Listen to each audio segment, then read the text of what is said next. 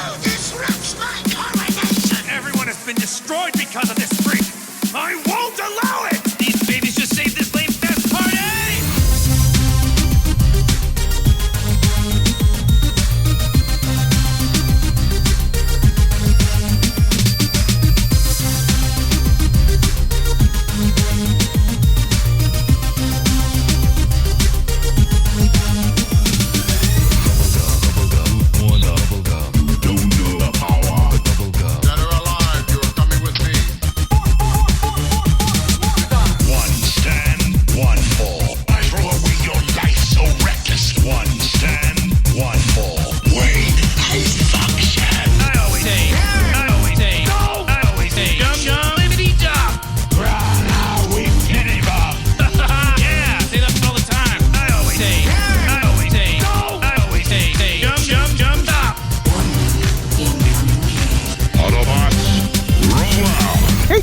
Going on? You are listening to ThisWeekInGeek.net. I'm your host, Mike the Birdman, but I'm not alone as I go through it's been a weird one, folks. This is August. I'm joined by one of my best friends in the United States. He doesn't suck. I like this guy. He shows me funny things. It's Ken from This Anime. Yeah, folks, it has been a very bizarre 20 minutes on this show. Let's just say, I think there's a meme on TikTok or Instagram, emotional damage. I'm living that right now, folks. Long story short, it's been a weird one, but we're not going to dwell on that. We're still going to do the show we were planning on doing 20 minutes ago. And that means we got a lot of stuff to talk about here on the show. We got some reviews coming up from Alex, who is emerging from hibernation on his vacation.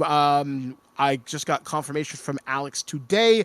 We will be coming back with the first TWIG live show of the latter end of this season on September 11th. And then that'll take us right through to a holiday gift guide on December 9th or the second Friday in December. Either way, as long as you get 12 days of Christmas to order stuff, that is the plan. Stuff is already starting to come in for the holiday gift guide.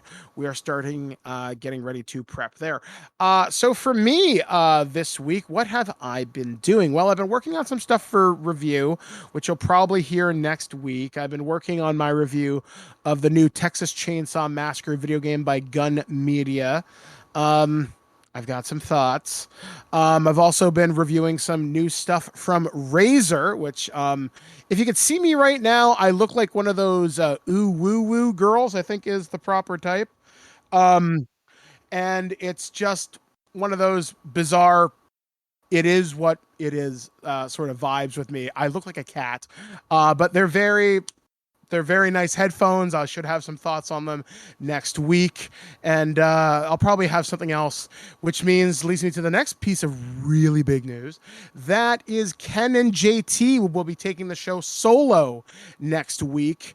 And that means I will be out at Pokemon Go Fest. Friend of the show, Jen, is going to be coming up from Lansing, Michigan, and we're going to be playing Pokemon Go here in Guelph. I've actually taken over the administration duties on the Pokemon Go Guelph Facebook group, and if you happen to be local and listening to the show, I'm actually going to be giving out a lot of prizes and stuff.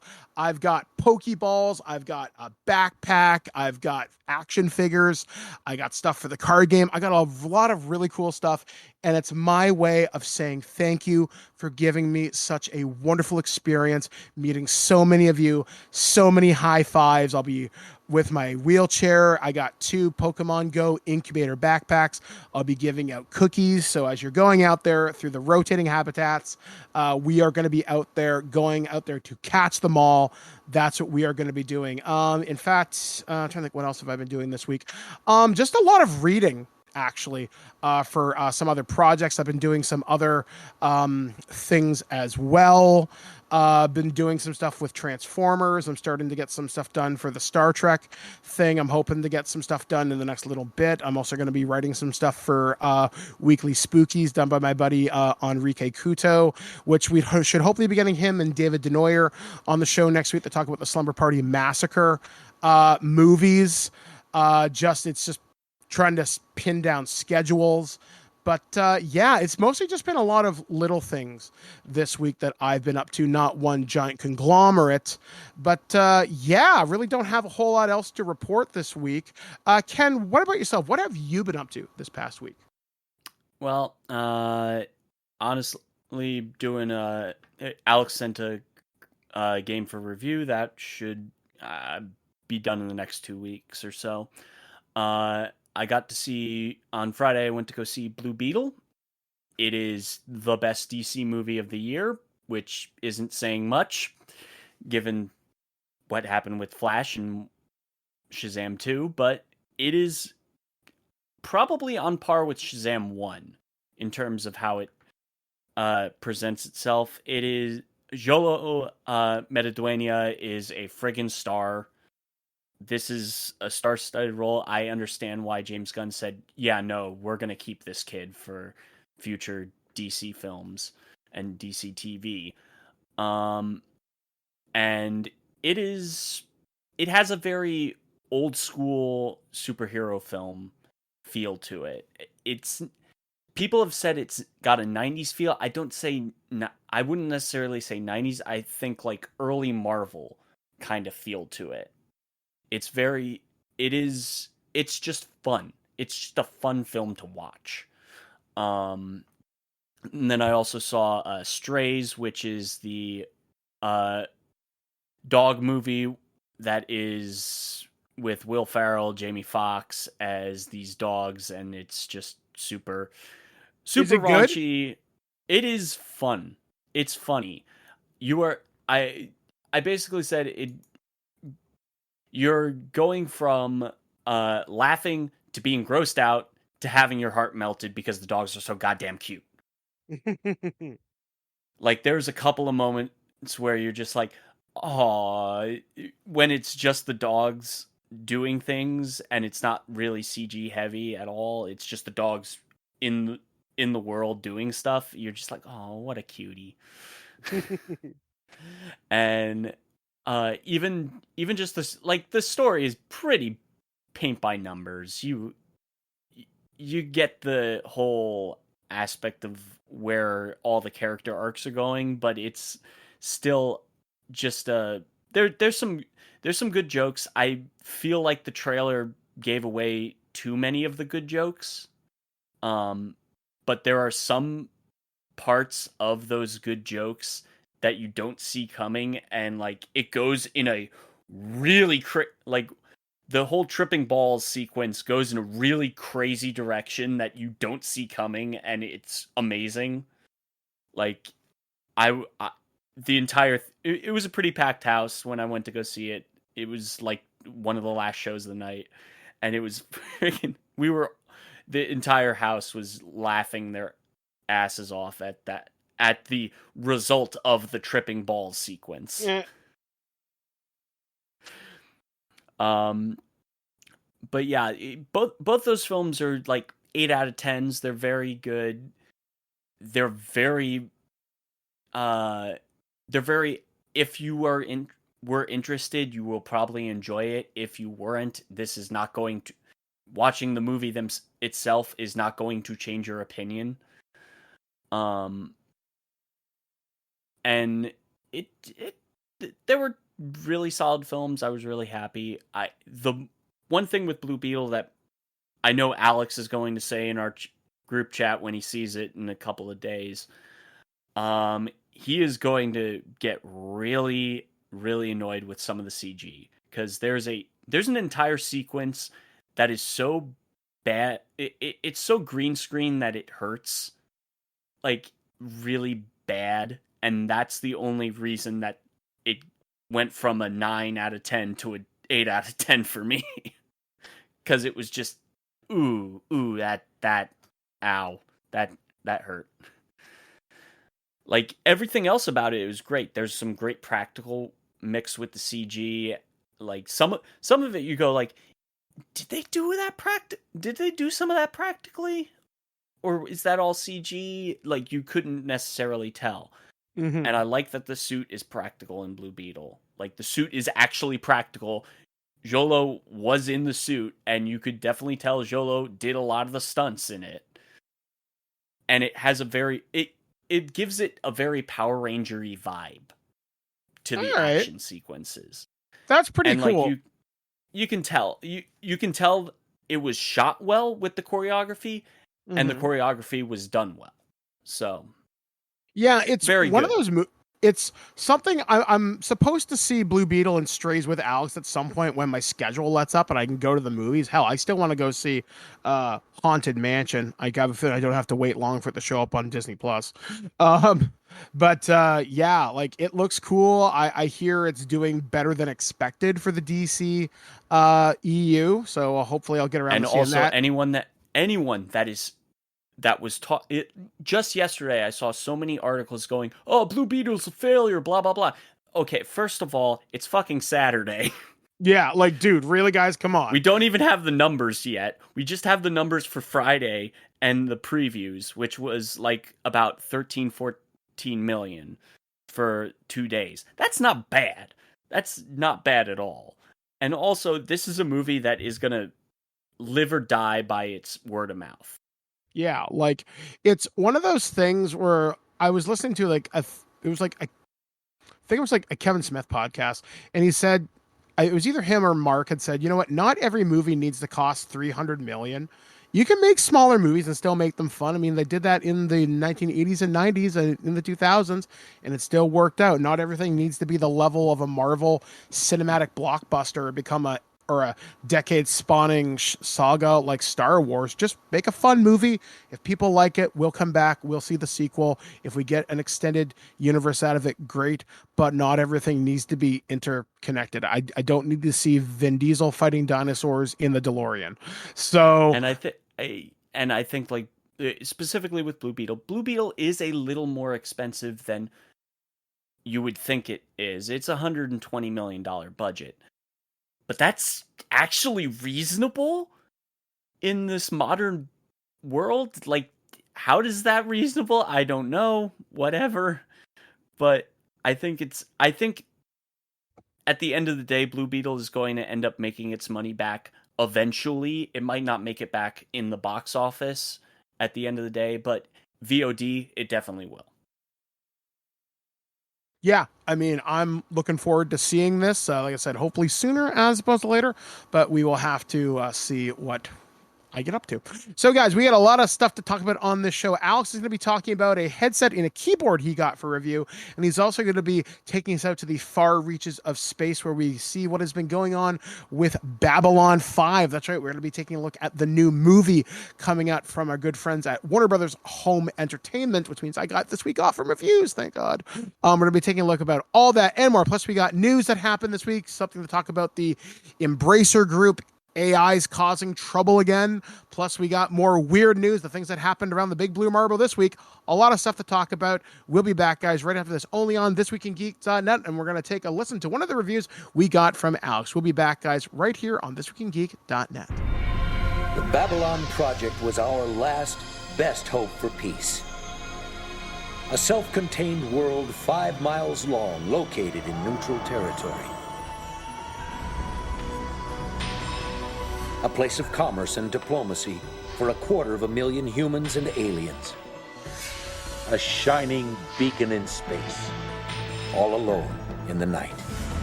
It was the dawn of the third age of mankind, the year the Great War came upon us all. This is the story of the last of the Babylon stations. The year is 2259. The name of the place is Babylon 5.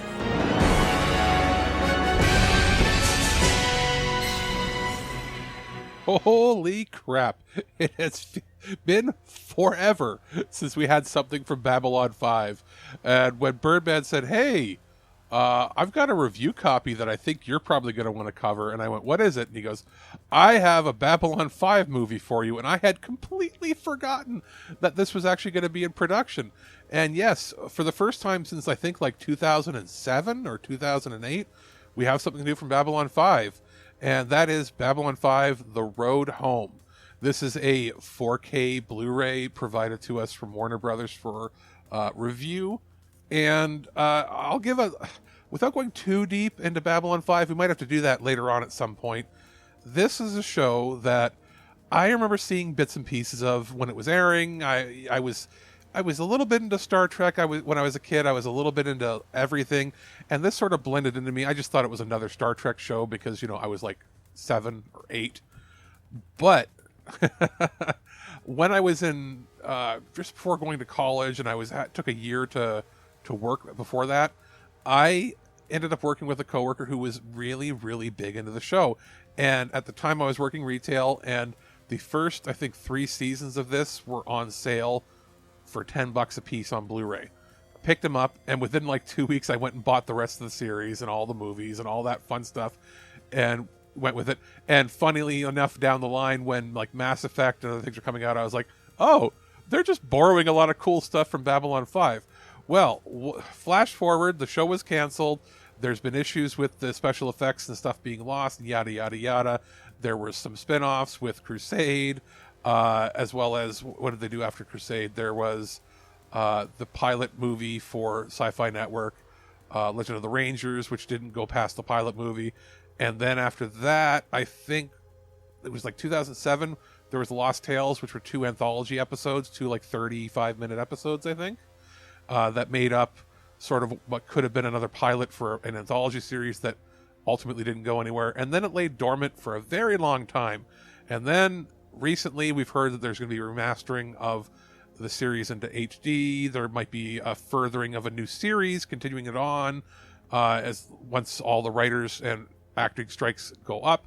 In the meantime, Babylon 5 The Road Home was greenlit, which is an animated feature film from Warner Brothers Animation.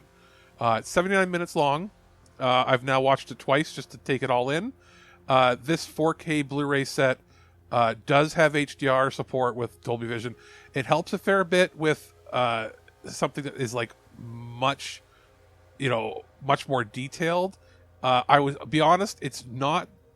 The HDR doesn't really affect the movie that much, simply because I went and I watched the 4K, and then I popped in the regular Blu-ray to see if there was any big of a difference. It's somewhat different, but for this kind of animation style, which is sort of almost like a rotoscoped look, it's like a rotoscope meets flash look. It's on the lower end budget of what we've seen from Warner Brothers. I'm just surprised they even greenlit this in the first place, so I won't be critiquing the animation too much. It's fluid for what it is.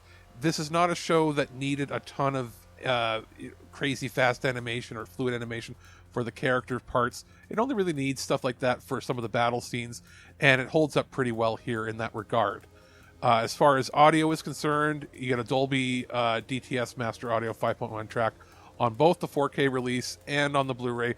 No Atmos track here, not really needed in the first place. As far as special features, there are some special features. There's a full commentary by J. Michael Straczynski, JMS, as well as Bruce Boxleitner, the lead actor, and one of the supervising producers. On the Blu-ray, there is a featurette called Babylon 5 Forever, which is sort of a retrospective and, thanks to the fans and so on of who, brought this to life. As far as what is the content of the movie, I won't spoil too much, but it deals with a multiverse of sorts, which is all the rage right now, as well as being out of time and phase shifting. Think, if you gotta compare it to like Star Trek, think a little bit like All Good Things. It's sort of their take on All Good Things, but you get to see what if scenarios. What if this event didn't happen? What if this event did happen? What if this event happened slightly differently? And all the while, John Sheridan is sort of in the Picard role where he's sort of phasing, and it does tie into to something that happened earlier in the series. And what's most important is it has the feel of the show. They add a little bit of fan servicey stuff and little jokes here and there, little in things that you might have seen, things that might have been a little too goofy for the show, but that still seem to fit quite well here. There is, at the very end, there's a dedication to the actors and crew that they've lost over the years, because comparatively to a lot of other sci-fi from the 90s, this show had people that were maybe a little 5-6 years older than than a lot of the other actors were in other things like the Star Trek shows or Stargate and other contemporaries of the time. And a lot of these actors and actresses passed away long before they should have. They were a lot younger than expected, so a lot of the principal cast is no longer available. They did homages by having voice actors that, for the most part, fit the roles. Like Phil Lamar filled in for a few people, and it was pretty good. But they did bring back Bruce Boxleitner, Claudia Christian, Peter Jurassic, Bill Mumy, Tracy Scoggins, and Patricia Tallman. Basically, the leads and co-supporting leads that are still around. Everybody that they could bring back, they did. They all seemed enthusiastic. They all put in really good effort. It sounded like, even if they weren't recording all at the same time together, it sounded like they were all having fun getting back into the roles. Again, not a ton of special features, but it has it where it counts. A little retrospective, as well as a really good audio commentary track. Highly recommend it, because it's not like it's an overly long special. It's 79 minutes, 78 or so, and that's including all of the like credits and everything. So it's a breeze to get through. I hope they do more like this. It did the fans good. It didn't do them dirty, did them good. And it's a good sample to get you back into it for when later on in the year there should be a Blu-ray release coming of the original series remastered. And I hope that the new show, the continuation show, comes out. If not, I wouldn't mind seeing, let's say 2 or 3 more of these things a year. would be really nice. But it was a nice story. If you're a fan of the series, great. If you're not a fan of the series, I'll be honest, this is not where you should start. This is not going to be a good place to start for you. You're either going to be lost or you're not going to be interested, because while it gives flashes and hints here and there of history, it sort of expects that you know things about the series. And it will actually spoil some of the major events of the first 5 seasons, let alone, the larger series lore at large. So you should go and watch the series first. But for anybody that's been a big fan for years, and you've been clamoring and hoping and waiting for something new, it's really, really nice to see Babylon 5, The Road Home, paying homage to everything that came before it, while at the same time furthering a little bit of the characters and answering some of those questions that we had as fans of, what if this had happened? The Prime Minister of Sweden visited Washington today, and my tiny little nipples went to France. Gossip, rumors, panic in the streets. We're lucky. This Week in Geek. Hey guys, welcome back to ThisWeekInGeek.net. I'm your host, Mike the Bourbon. He's Ken, and it's time to talk about the Nerd News Network. The things that happened around planet Earth and the entertainment industry, science, technology, whatever. If it's interesting and if it somehow affects you, even if it doesn't, we're probably going to talk about it. And we got a couple stories this week. We're going to be talking about a story that broke from Kotaku report. Embracer Group's $2 billion deal that blew up was with Saudi Arabia. Embracer Group, a Swedish holding company that's been buying up everything from Borderlands maker Gearbox Entertainment to the rights to the Lord of the Rings, saw its stock plummet earlier this year when a mystery $2 billion deal collapsed at the last minute. Axios now reports that the partner who walked away wasn't Microsoft or Sony, it was Savvy Games Group, backed by the controversial Saudi Arabia Public Investment Fund, or PIF, led by Crown Prince Mohammed bin Salman. Late last night, we were informed that one major strategic partnership that has been negotiated for several months will not materialize. Embracer Group Lars Wingford told investors in a May 24th quarterly earnings press release. He added that had the deal ended up going through, it would have, quote, set a new benchmark for the gaming industry. But Wingfors never named the company that had walked away from the $2 billion verbal agreement. The size of it left only a few likely players, including Microsoft and Sony, but both locked in a race to secure exclusives for the PlayStation 5, Xbox Series S/S. U.S. tech giants like Netflix and Amazon, as well as Chinese conglomerate NetEase and Tencent, were also possibilities. According to 4 sources who spoke with Axios, as well as documentation at what it reviewed, it was actually the Saudi Public Investment Fund gaming subsidiary, Savvy Games Group, that backed out. Led by CEO Brian Ward, a longtime gaming industry exec who worked at both Activision and Blizzard and Electronics Entertainment, Savvy Games Group has been vocal about its aspirations to turn Saudi Arabia into a new gaming hub with studios on the ground building the next generation of big hits. It is still unclear why Savvy eventually walked away from the deal. Embracer had already received a $1 billion investment from the Public Investment Fund last year. It and other big gaming companies like Electronic Arts and Nintendo have all drawn criticism for accepting investments from the Saudi Investment Fund because the country's established track record of human rights abuses. It is unclear if Embracer's failure to close the deal was complicated by ethical concerns or by logistical issues. Embracer Group and Savvy Games did not immediately respond to requests for comment. Yeah, I'd feel kind of weird taking money from Saudi Arabia, and I'm not throwing shade on the people. It's the government. And the culture that supports this. Again, not making a judgment call on individual people, but if you got a a track record of human rights abuses, we have to sit down and at least have a conversation. And it wouldn't surprise me. And I'm giving Saudi Arabia the benefit of the doubt. They have said they are trying, but their word can only go so far. Yeah, I mean, it's like that's a huge culture thing to just randomly change overnight. And yes, we live in this brave new world of 2023, and things are hard, things are difficult, but at the same time, change happens when you make real efforts forward to make sure that it happens and everybody is more or less on the same page. So I get it. It's unfortunate that, this is just kind of the way it is, but I'm kind of surprised Embracer Group has survived as long as it has, considering all the money it was like pumping out to buy all these things. And I know with the failure of Lord of the Rings Gollum earlier this year, that didn't go over too great. Technically they didn't greenlight that. So yeah, that was part of the old Warner Brother deal, right? Yeah, that was part of the old Warner deal. Yeah, I don't know. I'm not sad to see another company get bigger. You know what I mean?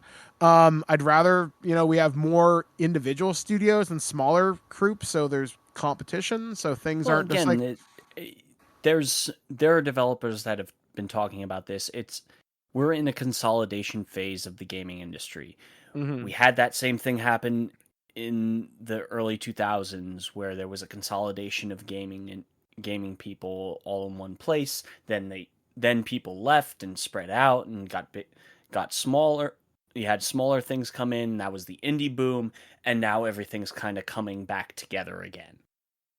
Mm-hmm. Yeah, it's like I'm surprised Valve/Steam didn't mention in these big kind of conversations. It's not like they don't have money. They have more money than God, and they don't care. So yeah, more money than sense, so it seems. Like locking, or even a big group like say Epic Games, like you're not going to coast on Fortnite for the rest of your existence. So maybe having some exclusives. They've worked on trying to get exclusives. They've bought a couple of studios. They've bought a couple of studios that are doing service games that are pretty popular still. I mean, Look at their first acquisition with Rocket League. People still play Rocket League a lot. But so, yeah, I mean, it's been a while since I've heard anything about Rocket League. I mean, it's funny. Rocket League is one of those games where it was like FOMO, right? Fear of missing out. I downloaded it. I think I bought the Batmobile, the Ghostbuster car, and the DeLorean, I think, but I don't think I've ever played. I don't even think I've loaded a match. With Fortnite, for example, I think I own RoboCop, and I think I own Goku, maybe the Ghostbuster skin. I've played maybe 5 matches in my life, and I'm trash. I've just never got around to getting any kind of good at that. So having exclusives on your platform's good. Spreading out to other platforms is also great because that means more people can play your games. And I don't know. I guess, kind of just the way it is. This story Ken found for us, and this comes courtesy of the Hollywood Reporter. Disney sued by film financier TSG over, quote, chilling example of Hollywood accounting. Disney's being sued of hindering a deal between 20th Century Studios and TSG Entertainment Finance in an effort to boost Disney Plus and Hulu subscriptions, stock prices, and executive compensation. In a new lawsuit, TSG Entertainment Finance says an independent audit of 3 films, including Best Picture winner The Shape of Water, revealed it's owed more than $40 million. After all is said and done, the company suspects the total will be in the hundreds of millions, and the cash shortfall has caused it to take a worse position in its investment in Avatar: The Way of Water. TSG on Tuesday sued 20th Century Studios for breach of contract and Disney for for inducting that breach. The financier says it had invested in more than $3.3 billion into well over 100 films, which included Bohemian Rhapsody, Deadpool, Dawn of Planet of the Apes, The Martian, The Grand Budapest Hotel, and The Banshees of Inisherin. In a blistering intro, TSG's attorney John Berlinski opened up with discussing, quote, Hollywood accounting and arguing it is now common practice employed by studios to, quote, cheat profit participants out of money. Quote, Disney and the executives running it had and continue to have every incentive to do anything and everything they can, including manipulating the distribution of qualifying pictures and preventing TSG from liquidating its interest in certain trenches or tracks of qualifying pictures to attempt to boost Disney's share price at the expense of TSG and other profit participants, writes Berlinski in the complaint. Berlinski, who led Scarlett Johansson's fight against Disney over her payment on Black Widow after it was given a simultaneous release on Disney Plus, and the stars of Bones in their profit participation dispute with Fox, described this as a chilling example of the practice. TSG says 20th Century and Disney have tried to use nearly every trick in the Hollywood accounting playbook to short them hundreds of millions of dollars. Their initial revenue participant agreement dates back to December 31st, 2012. Under the deal, which has been amended 9 times since, according to the complaint, TSD would co-finance the production and marketing costs in exchange for a share of the defined gross receipts. Over the year, the money TSG has received from its investment has, quote, decreased dramatically, and the company launched an independent audit to investigate the financial records. Based on what the auditors found in their sample, they estimate that TSG's defined gross receipts were reduced by at least $54.4 million from electronic sale through distribution. It was improperly charged $35 million in costs related to Movies Anywhere. According to the complaint, those auditors sampled 3 films and found 20th Century failed to credit TSG with revenue, tens of millions in distribution fees not permitted under their deal, deducted expenses not related to the pictures in their slate, and, quote, rampant self-dealing, the practice by which a studio enters a sweetheart deals with licensee affiliates to artificially minimize the profit payments to stakeholders like TSG. With The Way of Water, for example, TSG alleges that 20th Century ignored a standing agreement with FX Networks that calculated the license fees tied to domestic box office performance and, quote, did a secret side deal for a fraction of what the parties had previously agreed was fair value. TSG also says it's been damaged by the charges in distribution windows. According to the complaint, 20th Century had agreed to license films to HBO for the, quote, pay one window from 2012 to 2022 for a reported $200 million per year. That changed in 2010 when Disney acquired 21st Century Fox. TSG believes Disney made 20th renegotiate its deal with HBO to boost Disney Plus and Hulu and, quote, gave up a significant portion of its guaranteed HBO license fees in order to do so, and that shortened its home video window to get things up on streamers faster. And then the article gets into a lot of legalese. Long story short, yeah, they got hosed. Yep, and this is, again, Disney shouldn't be fucking with this because you need these independent financiers to finance these films, and you're fucking over your partners in this deal with these deals. It's just like, come on. Yeah, and it's money. Nothing stays secret. And just this week, WJ put out a statement for just the FTC in general to look into companies like Netflix, like Disney, and how they're basically just creating another version of the whole owning theaters deal with the streaming services. Like they're self-dealing. They're clearly self-dealing to each other and fucking over people that are working on these pictures or producing these pictures. One of the things that troubles me, and because Ken, you and I talked about this a lot last week when we talked about unions and everything, this summer has definitely highlighted just how fucked up Hollywood is. And obviously, you and I have both. It's always been. Yeah, like you and I have been around long enough, like even in our younger years, we knew the phrase Hollywood accounting. Did we necessarily understood what it means? No. But this is an era where information is literally warfare. You're not going to be able to hide that type of money. You're not going to be able to do these shady things to cheat people out of stuff like. Eventually, shit's gonna come for you. Yeah, like someone's going to find the if receipt stuck under the table. If they're and like if these companies are shorting the people that the lower level people, you best well know they're shorting the fucking government. Oh yeah, like $3.3 billion, that's not nothing. Like if you expect to make these huge movies like Avatar or like Avengers or whatever, you're gonna need financiers to make this stuff happen. I mean, honestly, I am surprised a movie like Avatar The Way of Water even happened, because it had been gestating since the early 2010s, where people were talking, oh, James Cameron's gonna make these movies. Like, and that's a franchise. Does anybody really care? I mean, sure, when Avatar 3 comes out, I'll see it. Do I care? No. I mean, Avatar 3 is going to come out way sooner than Avatar 2 did compared to 1. Yeah, but if you don't have the money to make these things happen, it's not going to happen. And like you said, Ken, you fuck with someone's wallet long enough, they're going to find out. Like, you can only shake change loose so often. And if you're making all these deals, some smart lawyer is going to go, hey, that's not cool, and say, don't do that. So yeah, I say take them for all they're worth. Get what you are owed. Hollywood needs to be reformed from the top down. Is it going to happen? Not likely, but we can try. It's disgusting the amount of money that just gets thrown around. It really is. Yeah, it has gotten to the point where it's like the unions are getting wise, and once the unions get wise, you damn well know the government's going to get wise pretty damn soon. Oh yeah, like I'm pretty sure, people at the Department of Justice or the IRS or whoever, they're going to be like, it's going to be the FTC that is mostly going to be looking at this stuff, and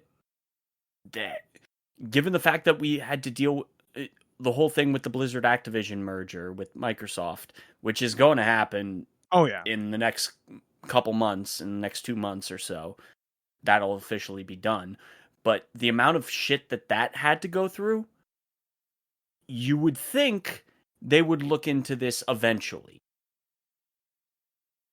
Well, I'm pretty sure someone's going to grease some palms so stuff does happen. We'll have to wait and see what the fallout from this is. Obviously, when this lawsuit proceeds forward, I presume we will do some sort of follow-up. So moving on to our last story this week. This comes courtesy of Gizmodo. New York Times bars AI companies from using its content for algorithm training. The New York Times is making it clear that the AI industry won't be given free rein to pilfer the newspaper's content to train algorithms. In a recent change to the Terms of Service policy, the Times has explicitly forbidden the use of its vast media archives for the purposes of training, quote, any software program, including but not limited to train a machine learning or artificial intelligence AI system. Quote, the paper's TOS change originally occurred on August 3rd and was first noted by Adweek. The policy applies to the Times text contents, photos, video, and metadata, and explicitly forbids companies' web crawlers from accessing that data to train proprietary products. One of the most controversial aspects of the artificial intelligence industry is that the question is where AI companies can or should get their data. Training AI systems takes an immense amount of data as well, and a frightening amount of computing power. And companies like OpenAI, which have built their data troves largely by scraping open or not so open internet, have already run into legal problems as a result of these practices. Case in point, OpenAI is currently facing a bevy of lawsuits from people in organizations that say the company stole their data, then repackaged it and monetized it. Still, a number of big AI vendors have recently made it known that they're doubling down on web scraping. Google, for instance, recently announced that it would continue scraping the web unless it was forced not to. The Times decision to forbid free usage of its media archive for such purpose shows that the newspaper understands the value of its data and doesn't intend to give it away for free, setting the stage for potential legal challenges. The Times TOS change comes at an interesting junction in the evolving relationship between the news media and the emerging AI industry. Lately, AI companies have been aggressively courted newspapers and media organizations in an obvious attempt to normalize the use of AI tools and news curation, and content creation. This makes sense since one of the big projected markets for AI is digital media. AI companies are doing their best to establish a foothold in a wary news market. One of the ways they've been doing that is by offering free services and partnerships. Case in point, not long ago, Google ominously approached a number of legacy news organizations, including the Times and the Washington Post, in an effort to sell them a new AI tool dubbed Genesis that claimed it would, quote, help journalists. At the same time, AI companies seem to smell another kind of opportunity when it comes to partnering with the news media. Since indiscriminate web scraping has proven to be a controversial practice, AI companies are currently searching for new, legally safer methods to obtain the data they need to make their products run properly. One of those methods appears to be partnering with news organizations and offering them free automation services in exchange for access to the paper's vast text archives. Recently, the Associated Press made a deal with OpenAI that would allow artificial intelligence artificial intelligence startup to access and use the AP's text archives. In exchange, OpenAI offered the AP access to, quote, OpenAI's technology and product expertise. In short, the AI industry really wants to achieve the integration with the news, given the unknown dangers that such a collaboration may involve. However, it may make more sense for media outlets to continue playing hardball for the time being. Yes, freeze, for the love of God, don't just give these companies the data that they need, because like there are websites right now, large news orgs and websites that are using AI to generate content. Like, hey, here's an article. Of them are trash. Yeah, like it's all trash. Like you can tell when a human's not writing something. It lacks the punch. It lacks emotion when you write something like that. Like, and I say this as a journalist for a print and news outlet here in Guelph. I'll be honest with you, Ken. I'm really worried I'm going to lose my job to AI. And in Canada, if you really want to see what's going on here, we have a news bill that blocks news media from being shared across Facebook right now and Meta as a whole. That includes Instagram as well. The internet in general. Yeah, it's just Meta. It's just Meta is the first major company to go, well, fuck you then. Yeah, like it's really weird. And AI learns by gathering data, which means that data it gathers can be wrong. I know there's an active underground movement right now where they purposely do dumb things to make the AI stupider. I know there was an example, I may get some of the details wrong here, but I know the basic gist of it, where there was a subreddit and they were, I think it was like the World of Warcraft subreddit, and they made up some fictional character. Yep. Like, yeah, and the AI said, "Oh, hey, are you excited for so-and-so to come to Warcraft?" We made that up. Oh.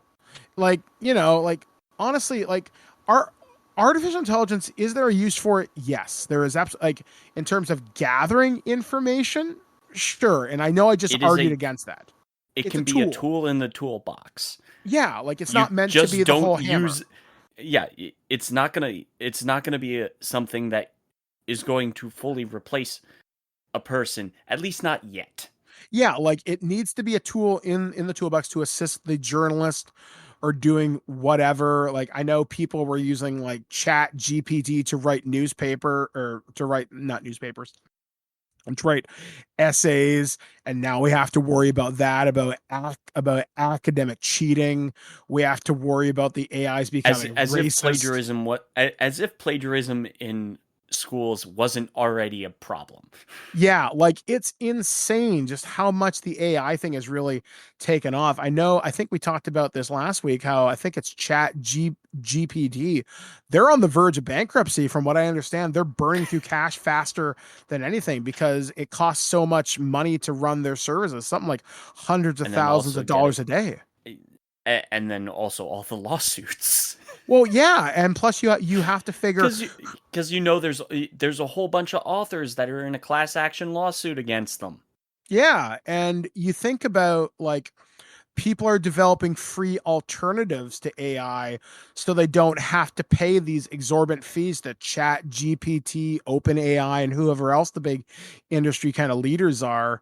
But where are they getting their data, right? So it's a vicious, endless, stupid cycle. I hate it. So please don't put me out of a job, Skynet. I like what I'm doing. Sure, it's small and it's only for a local newspaper with some circulation in Southern Ontario, but it feels nice to get read by a couple of 100,000 people, maybe 1 million. So yeah, please stop fucking around because eventually you're going to find out and it's going to be bad for you. And also good for the New York Times to be doing this. Yeah, I'm really glad. I'm sure they are the first and they won't be the last. Yeah, exactly. So we'll see what happens next. So we're going to take another break here on ThisWeekInGeek.net. And Alex has another piece of hardware we're going to be taking a look at here on the show. And when we come back, we're going to talk about the weird things that happened around planet Earth this week. We'll be back, guys, only on ThisWeekInGeek.net. Our friends over at Kensington sent a review unit of the Kensington H3000 Bluetooth over-the-ear headset. This is part of their back-to-school line of new products for 2023. It is sort of, in my mind, their first entry into like audio grade, like audiophile almost quality headsets, because Kensington, known for their business products in a similar realm as what you'd see from their contemporaries out there. You'll see office business headsets from other name-branded business-oriented companies, but they're usually either much more oriented for having the microphone be the most important thing, or having one ear, or having it be clear voice audio, but not really attuned for anything else. This is a much more balanced headset in what it's able to accomplish audio-wise and comfort-wise. This has a boom mic that you can rotate up and down on the left-hand side of your headset. Actually, for that matter, it can be rotated in both directions. So if you choose, you can have your headset on with the microphone on the left side of your face, or you can have the microphone on the right side of your face. It's all up to you. In doing so, you might have to set the orientation of your polarization of your left and right headset ears if you want to listen to stereo audio separately. Otherwise, traditionally, it's on the left-hand side. Now, what this is and what this isn't. This is a completely wireless headset, Bluetooth. This does not come with the ability to connect via like 2.4 gigahertz. There's no like little dongle for that or anything. There is not an auxiliary input, so you can't use this in an offline or on unpowered wired mode. And you can't use like the USB cable to plug in and connect at the same time and talk. That's not how this works. This is a purely wireless headset with roughly 60 hours of a charge. I've played it at about 80 to 90% volume, and doing that pretty heavy duty listening to music on it, I'm getting about 52-ish hours, and I'm putting them through their paces. You're not likely going to be using them that often, that much, for that long period of time. If you're using them in your office for a proper office headset, or your dorm room, or your home office, you're probably using them at a slightly lower volume. You're going to get longer battery life. You might even get longer than what they have rated. It just depends on what your use case scenario is. If you're not playing music through it, you just have them on sort of in standby for when you're talking. You'll get a lot more time out of it than even what it says there. Now, they are over-the-ear headphones, over-the-ear headset with a like memory foamish style, like leathery to the soft touch sort of feel. They're not like a velour feel. They're not like a soft, like brittly foam on the outside. It's actually a pretty premium feel to them. The band over top of your head is fully padded. The ear cushions are nice and thick. The interesting thing about them is they don't only just swivel with the ear cups left and right to fit your head, they also pivot up and down. So it's going to fit most types of heads. And I have a very large, famously large head, and it fits just fine. So I've had no issues wearing them. for extended periods of time without they're not making me sweat, they're not pinching my ears. It has the right amount of force to hold them onto your head.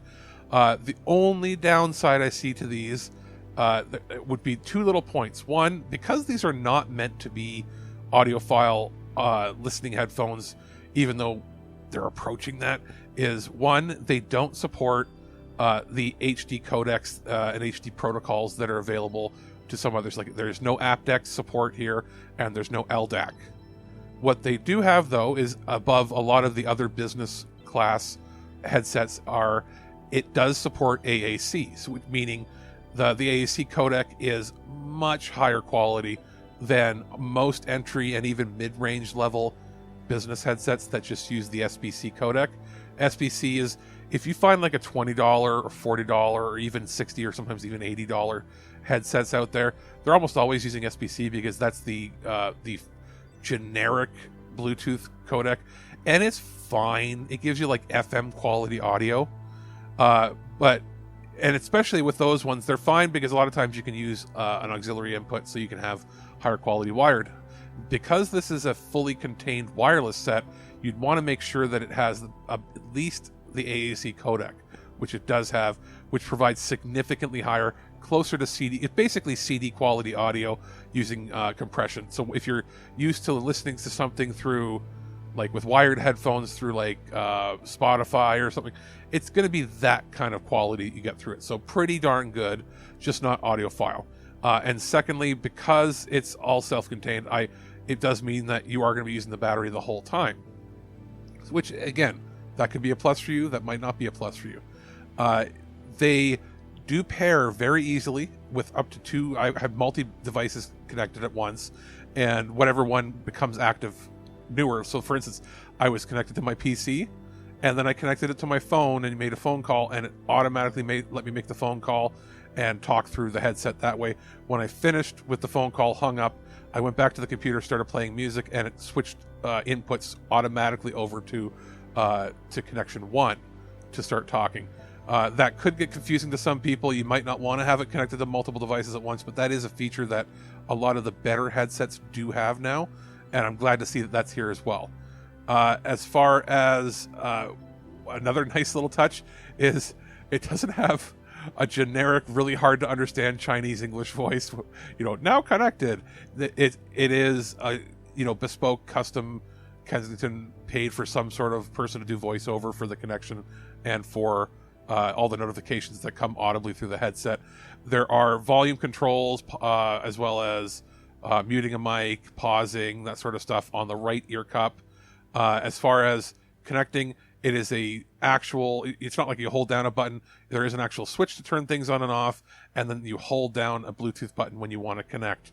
It auto mutes the mic when you rotate beyond a certain point. Like if you rotate the microphone up to sort of the same level that your headband is, it will auto turn off the mic, and it says muted. It'll even tell you that.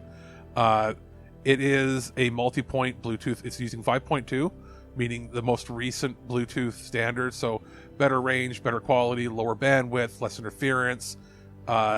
It does have indicators and lights on the headset. So if you're in an office and you're in a call or you're busy, it will actually have a different colored light showing that, hey, you're busy, or hey, you're muted. So people might not, that way they don't have to approach you. It's basically been certified and has software to work with Teams, Zoom, Google Meet, works across pretty much every type of platform you can think of. It says engineered for Intel Evo, so it's got technology in there. The biggest plus, I think, is for a headset of this price, class, and performance, is that it does have that 60-hour battery. Not a lot out there does. It does have some noise cancellation. It was pretty good blocking a lot of the sound from the air conditioner, from the fans in my room. Pretty decent. And you know me, I've tested a fair amount of headsets in my day. It's been a while since we tested anything in particular, though. And this was actually pretty impressive. I was expecting something very generic, but the build quality is pretty high. On their website, it's going for an MSRP of $109 US. In Canada, that translates right now for back to school stuff, if you're going to like Amazon or other websites, somewhere in the 130 to 145 range in Canada. Pretty good, thinking value wise. If you don't mind not having a wire to connect something, now that just might be the millennial in me still wanting to have wired options for things. For a pure wireless headset, this is pretty darn good. Go crazy? Don't mind if I do! Human sacrifice, dogs and cats living together, mass hysteria. Hey guys, welcome back to ThisWeekInGeek.net. I'm your host, Mike the Birdman. All right, it's time to talk about the strange, the unusual things that have happened around the planet Earth or on this plane of existence. Are you really here? Well, I can't answer that question for you. Okay, so we're going to start things off on something kind of sad this week, and this story comes courtesy of TMZ, which is, oddly enough, one of the most reliable news sites that exists. Famous meme dog Cheems has died at the age of 12. Cheems, one of the most famous dogs on the internet, is dead after a battle with cancer. The vile meme dog died Friday during a surgical procedure. According to his owners, says he fell asleep during surgery and never woke up. Cheems shot to fame way back in 2017 when an awkward photo of him went viral, sparking a meme that is still sparked to this day. Known as a pup Baltese or just Baltese, the Shiba Inu was famous for his love of cheeseburgers, and he's got his own meme character, Cheemsburger. The pup's owners say, "Don't be sad. Please remember the joy that Baltese brought to the world. A Shiba Inu with a round, smiling face connected to you and me, and he has helped many people during the pandemic and brought joy to many of you, and now his mission has been complete. Cheems family believes he's in a better place now, quote, running freely in the sky and having a lot of delicious food with his new friends." Naturally, Cheems is getting a grand send-off on social media with the meme getting posted all over the place. Cheems was 12. I thought this was a different dog, but I'm looking at some pictures of Cheems right now, like that big goofy Shiba Inu face. Like, this is the type of dog that really I'd love to have, but I understand they don't get along with cats too well. And I'm a cat person, clearly. We've lost a lot of meme animals in the last couple of years. We lost Grumpy Cat, Cheems. I can't remember the name. I think it was a cat that had, I think maybe its legs were amputated or it had some problem. I think it was named Nugget or something. I saw that making the rounds on social media a couple of weeks ago. It's hard to keep up with a lot of these meme animals, which is, unfortunate. I mean, obviously here on TWIG, our big meme animal was Dr. Wiley, and he's been gone since November. I was actually saying that to Blair, like, Wiley's been gone almost a year now. And while we have pictures of Beaker and Dutch, sure, they're cute, but they're not memey like Wiley was. And it takes a certain type of animal to have that meme energy. And certain dog breeds do that well. Actually, my friend Jordan's dog, Ralphie, she is what we call Velcro dog. She's his emotional support animal. And if the dog likes you, she'll just hug you like Velcro. And she won't leave. And whenever she sees, it's Uncle Mike, she'll usually end up like, she'll get a little too excited and pee, but she'll sit there, be calm. She'll give kisses, and she's like just the most hyper animal ever. But yeah, like, I love dogs. I'm sad that Cheems is now gone, but when you think about the joy and love that animals brought during the pandemic, that's kind of one of those things that it takes a really big world event for things to happen. Like, obviously the war in Ukraine was a very serious issue and still is. You would see the odd meme out of it. I remember Ukrainian grandma saying, I'm going to give you sunflower seeds. And people are like, why? So when they find your body, sunflower seeds will sprout from your grave. So first off, that's fucking metal. But also the fact that the Ukrainian president is the Ukrainian voice of Paddington. But and he's also Paddington Bear. So you think about, the memes that came out of the war, but you also think about like the memes that came out of the pandemic. There were so many. And I seem just to recall a lot of cute animals. I mean, There's like so many accounts on Twitter that are like cats with confusing auras, why you should own a dog, this, that, and the other thing. There's just so many different just animal accounts. So, Cheems, thank you for your service, my friend, and I wish you well in the great beyond, and may you find the biggest, juiciest, greasiest cheeseburger prepared for you by Gordon Ramsay and Guy Fieri or their equivalent over there. All right, so moving on to our next story this week. This story comes courtesy of Kotaku, which we are talking about off air. Cop arrested and fired for allegedly stealing Pokemon cards. Again, we seem to talk about this a few times a year. Also, this is technically a follow-up to, I think you guys covered when it first broke that this was happening, but they finally went through an investigation. Yeah. So a Alabama corrections officer was arrested and fired over the weekend for stealing Pokemon cards at a Walmart. According to an article from the Alabama news site Advanced Local, which had a bit of a fun with the headline, "Gotta catch 'em all," Calhoun County Corrections Officer Josh Hardy was arrested on August 15th at 7 p.m. for attempting a 5-finger poke discount by opening up multiple packs of Pokemon card packs and swiping individual cards into his pockets within full view of a Walmart loss prevention employee. When Hardy was confronted over the act of theft, he fled the Oxford, Alabama store on foot, the news site reported. Sometime after Walmart staff reported the crime to the Oxford police, Hardy was found at a local restaurant with a stolen Pokemon cards still in his pockets, at which point he was arrested and charged with theft. To make matters all the more awkward, Hardy had committed the poke crime and was subsequently arrested while in uniform, irony found dead. Quote, "It is with great embarrassment that we have to report this incident, and Hardy has been terminated from the Calhoun County Sheriff's Office." Calhoun County Sheriff Matthew Wade said in a statement to the public, quote, "He has tarnished our agency and the image of all law enforcement. As a sheriff, I promise to be transparent and hold my staff accountable to a standard higher than average citizens." Former Alabama Corrections Officer Hardy's cartoonish card theft closely follows another peculiar trading card game related heist committed in broad daylight just last week at Gen Con, blah, blah, blah. We already talked about that. $300,000 still missing. So I have several questions about Mr. Hardy. You stole these cards. Okay. We've established that. You didn't sleeve them. You put them in your pockets. And then you were wearing your fucking uniform and you decided to go to Denny's. I guess. This is This is Team Rocket levels of stupid. It's also just like a crazy...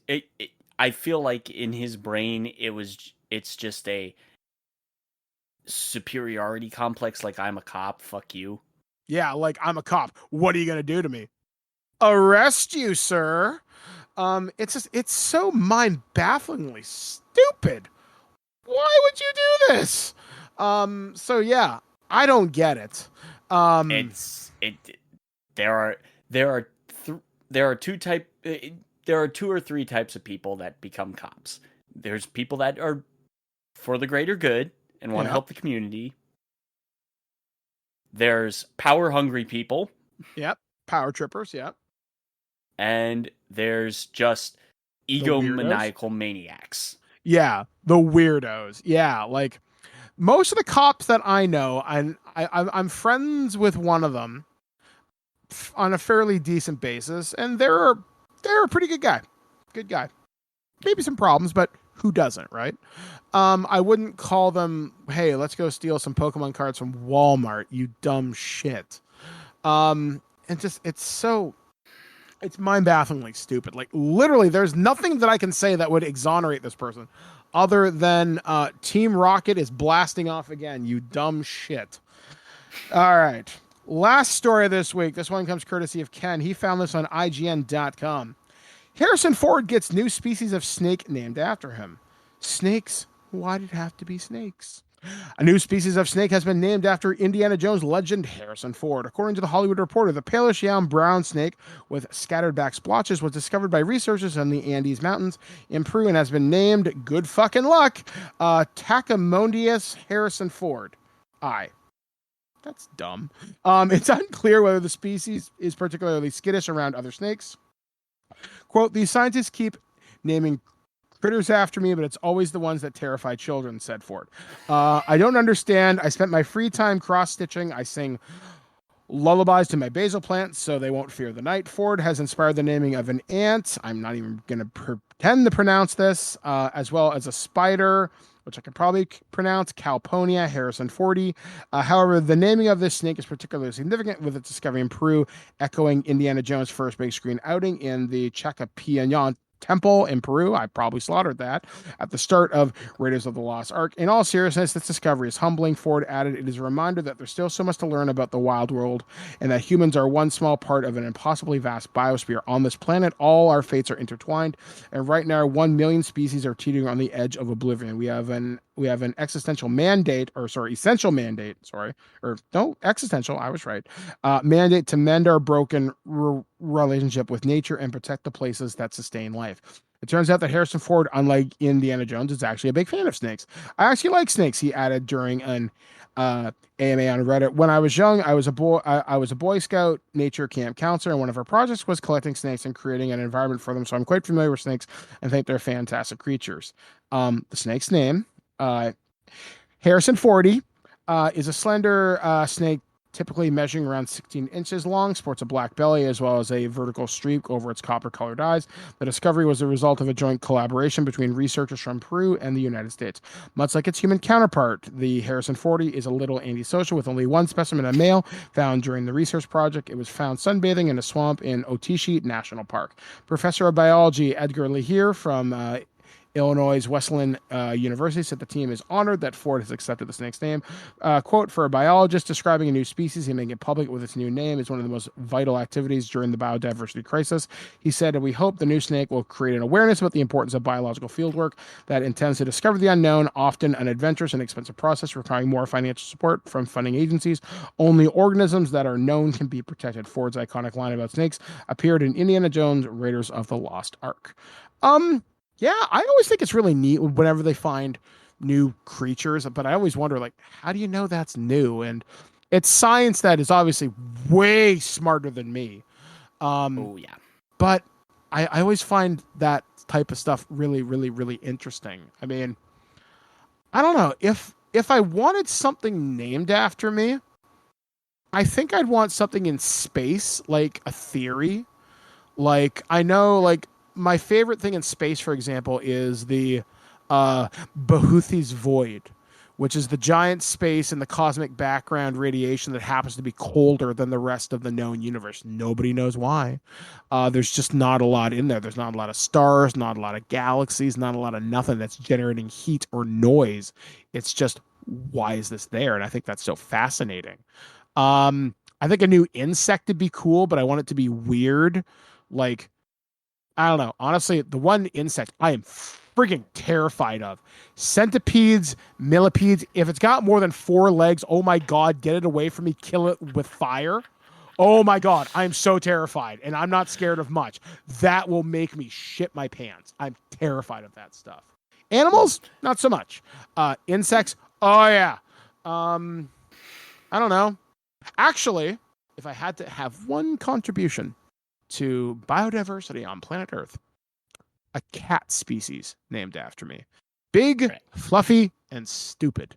That's what I want to be known as. Big, fluffy, and stupid who loves everybody. Like, oh yeah, that's the Ashkui cat. What's its characteristics? Oh, if you rub its belly and feed it like G Fuel, it'll love you forever. Oh, okay, cool. That's what I want, Ken. How about you? Honestly, I've always been a gecko person. Okay. It's just they're not too big, like they're not super huge like a lizard, they're not super small like a spider or something. Or I mean tarantulas can get pretty goddamn huge, but geckos are usually reasonably sized and they're just cool. They're just cool animals. You know what?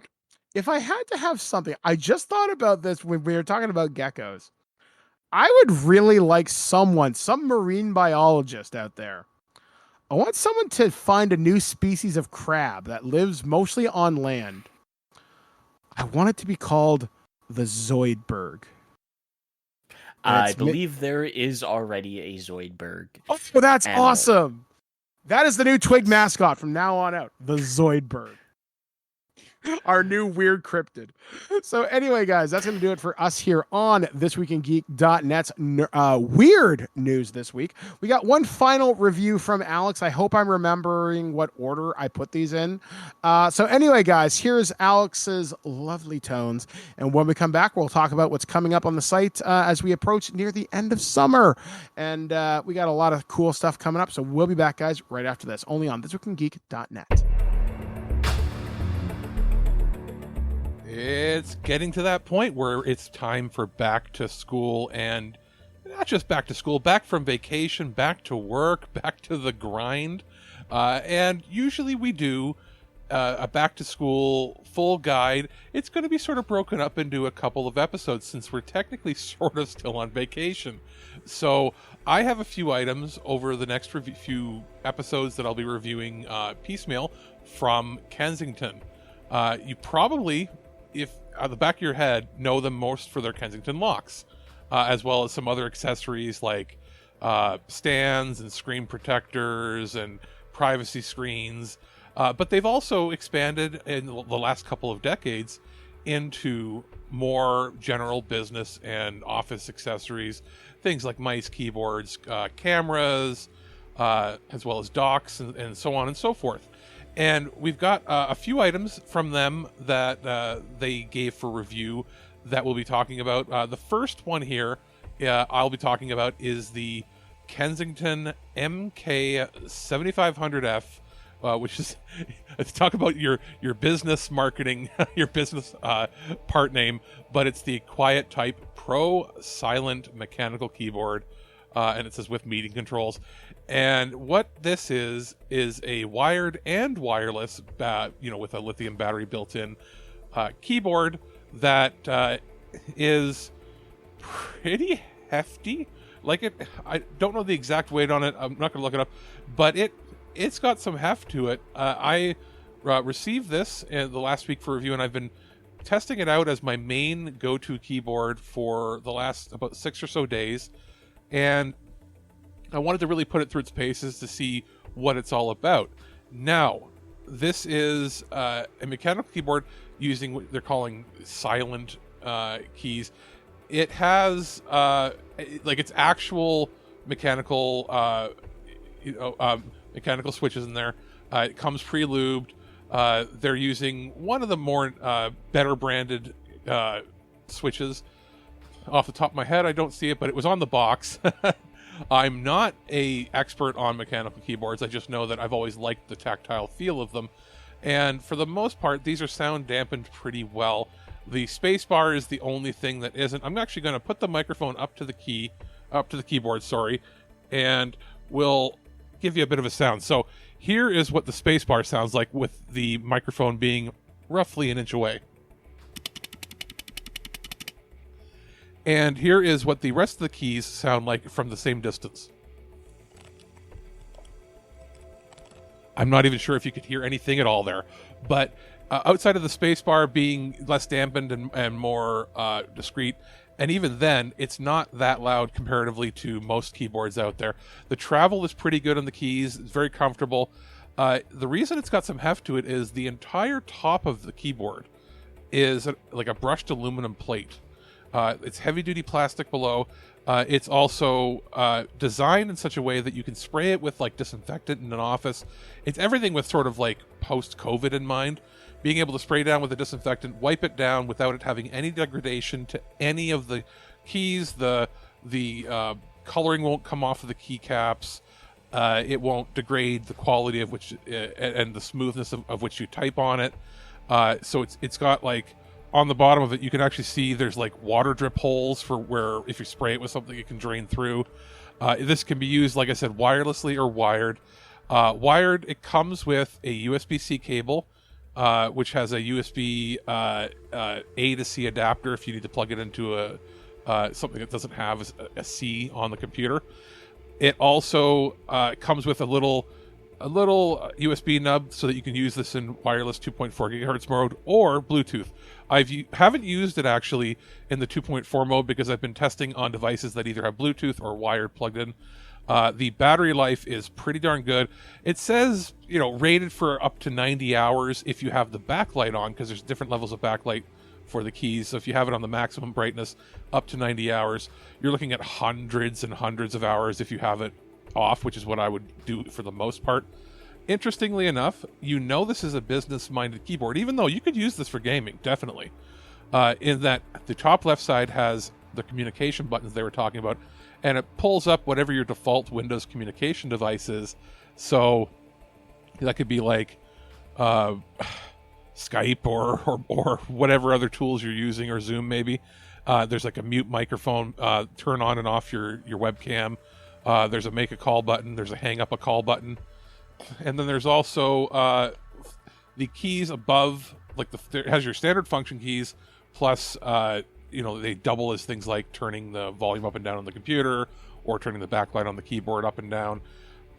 There is a button combination you can do to put it into pairing mode for Bluetooth, which is basically press function and then hold down the pause button, and it will go after a few seconds into pairing mode. And the 4 function keys that they put above the number pad, which is one thing I love, is that not a lot of mechanical keyboards have the full numpad, but this does, and I love that. But above there, the 4 function keys are, again, very business oriented in mind, but there's stuff that you'd use even if you're not looking for something for an office. It has an automatic button that opens up the calculator. There is one that when you press it, it pulls up the search on the computer. It can be programmed, I guess, to be either the search on Windows or pull up a browser to make it like, your default search engine. There is also a button that switches windows. It switches your, instead of alt tabbing or going down and having multiple desktop setups, you can press that to go. And the final button is probably the most useful for most people. It's the screenshot button, but instead of a print screen, you stay on your keyboard print screen button, it actually pulls up whatever your default screenshot app is. So in Windows 11 by default, that pulls up the snipping tool, and it will already be ready for you to highlight whatever you want to snip. So that's kind of neat. It's a one button click, so you don't have to go searching for it. Very well put together, really high build quality. No real flex to anything here. As far as it being fairly waterproof, it's water resistant. It does have legs that have 2 levels of. It's sort of like nested feet, actually. So you can have 2 levels of height on that. It's IPX4 rated when it comes to water resistance. And it has a little rubber stopper over the USB-C charging cable port. Glad that it's USB-C, because some keyboards are still using the old micro USB, and USB-C is just so much more robust. I have been using it wirelessly now, I guess it's 6 days, and the battery is still showing in Windows at 100%.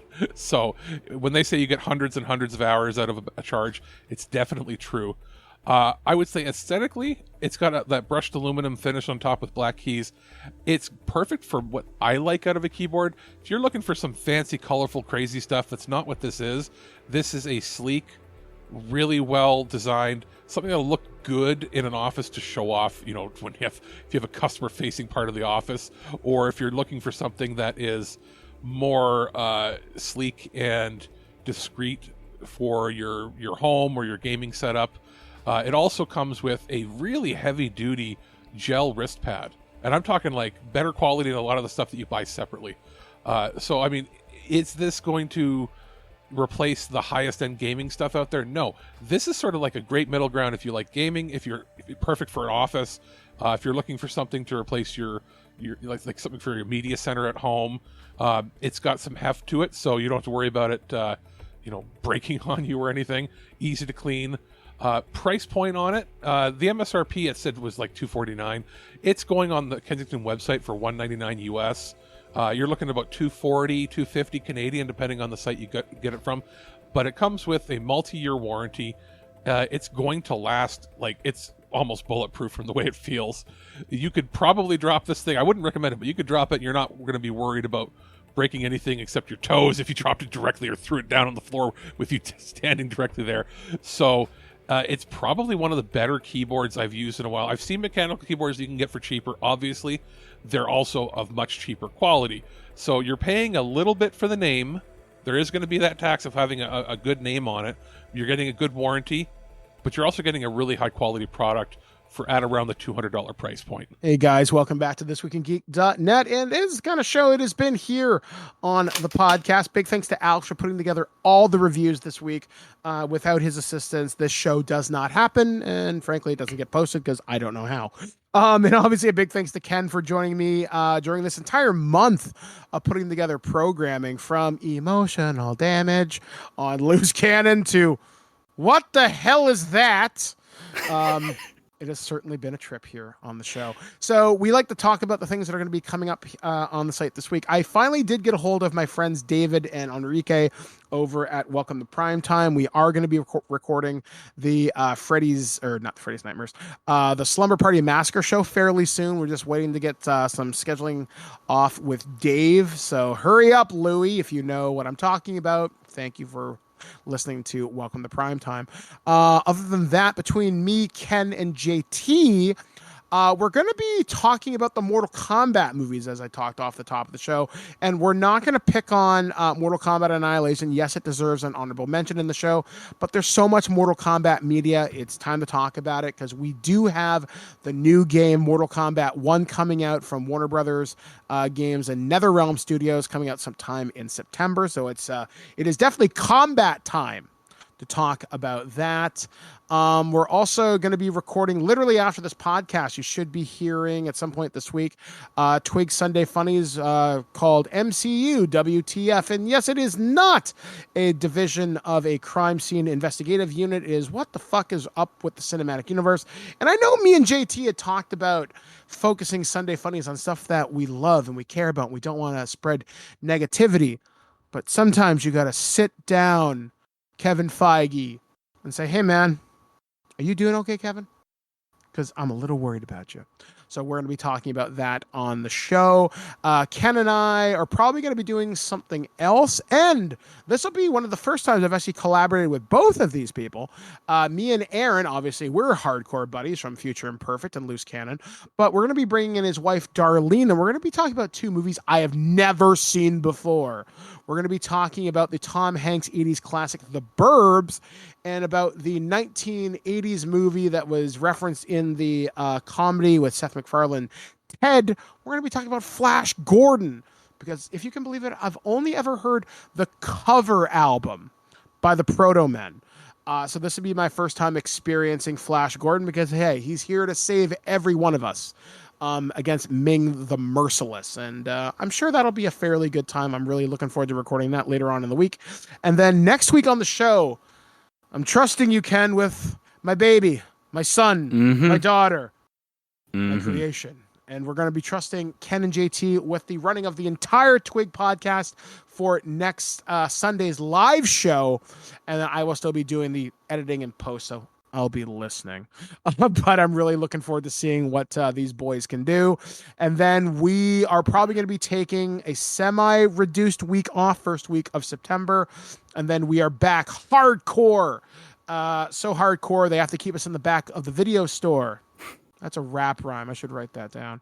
On September 11th, as we start to lead into the TWIG holiday season. We got Halloween coming up. I'm talking with Aaron and Alex what we're going to do. We always record our annual Halloween show with the angry video game nerd himself, James Rolfe, to give you a preview of what we're going to be talking about. Me and James have talked about this for years. We're going to talk about Hammer horror movies. I have only seen a couple of them, and in passing. Now it's time to learn the education of the 1960s and 70s horror genre known as Hammer horror. I'm really looking forward to seeing Christopher Lee and Peter Cushing doing Dracula and Frankenstein and all this amazing stuff. It's going to be amazing, glory. It's going to be bloody, gory, and there's probably some boobs in there. It's going to be great. And then we're just going to kind of see what happens, because we've got like award shows coming out. We are still planning the TWIG RPG at some point this fall to give you something to do over the holiday break. And Alex has yelled at me, and I promise to listen. Don't announce something before it's ready. I've learned my lesson. I will listen to Big Papa Alex. But we got a lot of great stuff. I got some stuff from Gale Force 9, Renegade Game Studios, Wizards of the Coast. I got so much stuff. I don't know what to do with it. It's not a bad problem to have. So anyway, for This Week in Geek, we have been Ken from This Anime, And I've been Mike the Birdman saying, be excellent to each other. We'll catch you guys again next time, right here on ThisWeekInGeek.net. At no point in your rambling, incoherent response were you even close to anything that could be considered a rational thought. Thanks for listening to this episode of This Week in Geek. Hungry for more? Check out our website at ThisWeekInGeek.net.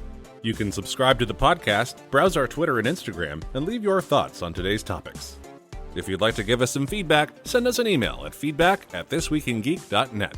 Tune in next time, and remember, Lower your shields and surrender your listenership. We would be honored if you would join us. Thank you for your cooperation. Good night.